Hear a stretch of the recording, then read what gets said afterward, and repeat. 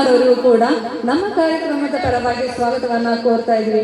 ಎಲ್ಲ ಹಿರಿಯರು ಅವರಿಗೆ ಗೌರವಪೂರ್ಣವಾಗಿ ಸನ್ಮಾನಿಸಬೇಕು ಅಂತ ಕೇಳ್ಕೊಳ್ತಾ ಇದ್ದೀನಿ. ಜೈ ಶಿವಾಜಿ, ಜೈ ಶಿವಾಜಿ, ಜೈ ಭವಾನಿ. ಹುಬ್ಬಳ್ಳಿ ಧಾರವಾಡ ಮಹಾನಗರ ಪಾಲಿಕೆ ವ್ಯಾಪ್ತಿಯ ಸತ್ತೂರು ಗ್ರಾಮದಲ್ಲಿ ಅತ್ಯಂತ ವೈಭವ ವಿಜೃಂಭಣೆಯಿಂದ ಇಲ್ಲಿ ಇವತ್ತು ವಿಶೇಷವಾಗಿ ಶಿವಾಜಿಯ ಜಯಂತಿ ದಿನವೇ ಆ ಛತ್ರಪತಿ ಶಿವಾಜಿ ಮಹಾರಾಜರ ಮೂರ್ತಿಯನ್ನ ಸ್ಥಾಪನೆ ಮಾಡಿ ಆ ಮೂರ್ತಿಯ ಪ್ರತಿಷ್ಠಾಪನೆಯ ಅಂಗವಾಗಿ ಒಂದು ಸಭೆಯನ್ನ ತಾವೆಲ್ಲರೂ ಕೂಡ ಸಿದ್ಧಪಡಿಸಿದ್ದೇವೆ.